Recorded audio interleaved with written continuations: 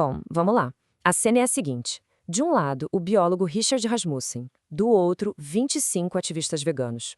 O palco estava montado para um debate que, olha, prometia pegar fogo. E essa frase aí, dita pelo Richard, ela é basicamente o epicentro de tudo. Ela resume uma maneira de ver o mundo que bateu de frente com a dos ativistas e é ela que vai guiar toda a discussão que a gente vai destrinchar agora. A conversa original, para ser sincero, foi um caos. Muita interrupção, acusação para todo lado. O que a gente vai fazer aqui é tentar organizar essa bagunça. Vamos separar os argumentos de cada lado para entender o que realmente estava em jogo. Para isso, a gente dividiu a análise em 5 partes, ok? Vamos começar pelo confronto em si. Depois, a gente mergulha na questão da crueldade.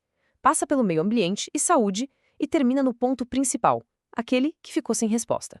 Bom, a primeira parte é sobre o tom do debate. Porque antes mesmo de botarem os argumentos na mesa, o clima já estava pesado.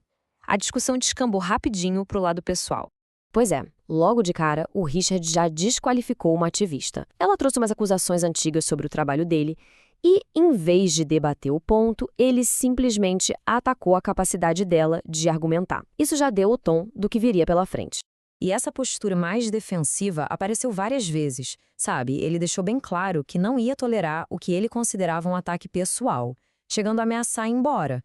Isso, claro, manteve a tensão lá no alto o tempo todo. Então, o ponto crucial aqui é o seguinte: para a gente entender as ideias que estavam sendo disputadas, a gente precisa primeiro dar um passo para trás e filtrar toda essa animosidade. É exatamente isso que a gente vai fazer agora, focando nos argumentos mesmo. Beleza, passado esse clima de confronto, a gente chega no primeiro grande campo de batalha de ideias. Afinal, o que de fato são maus tratos contra animais. E aqui, as definições de cada lado são como água e óleo. Essa é a pergunta que racha os dois lados. E as respostas, bom, elas vivem em planetas diferentes. E aqui a divergência é gritante. De um lado, o Richard argumenta que maus tratos é, por exemplo, humanizar demais os bichos, sabe? Fazer festinha de aniversário, botar roupinha. Já para os veganos, isso aí nem entra na discussão. A crueldade de verdade para eles está no sistema industrial. As gaiolas minúsculas para as porcas, o corte de dentes e rabos dos porquinhos, galinhas presas em espaços que não dão nem para se mexer. Práticas que, segundo eles, são o padrão da indústria. E essa briga de narrativas continua quando o assunto é meio ambiente. Aí a coisa vira uma verdadeira guerra de dados. Cada lado puxa um número, uma estatística, para defender posições totalmente opostas. Afinal de contas, a pecuária é a grande vilã do planeta ou será que o impacto dela é superestimado? As respostas dos dois lados não poderiam ser mais distantes uma da outra. E olha só que interessante para a gente entender essa confusão. O Richard joga o número lá embaixo. Diz que a pecuária no Brasil é responsável por só 2% das emissões. Os ativistas, por outro lado, dizem que ela é a segunda maior fonte de emissões do mundo. Ué, como assim? O segredo está no que cada um coloca dentro dessa conta. Os ativistas, por exemplo, incluem o desmatamento associado. São jeitos diferentes de calcular que, claro, levam a conclusões opostas. Com o desmatamento, a história se repete. Para o Richard, o problema é pontual, é a atividade legal, a falta de fiscalização. Para os ativistas, não. O problema é sistêmico. É a própria demanda por carne que, segundo eles, é o motor por trás de mais de 70% do desmatamento na América do Sul. Aí a discussão muda de rumo de novo e vai para um campo mais filosófico. O tema da vez é liberdade de escolha. Até onde a decisão de comer carne é só uma questão individual? O Richard se define como um libertário. E para ele, a lógica é simples. A escolha do que alguém come é um direito. E ponto. Ninguém tem nada a ver com isso, desde que não prejudique diretamente outras pessoas. E ele critica o que ele enxerga como uma certa superioridade moral no movimento vegano.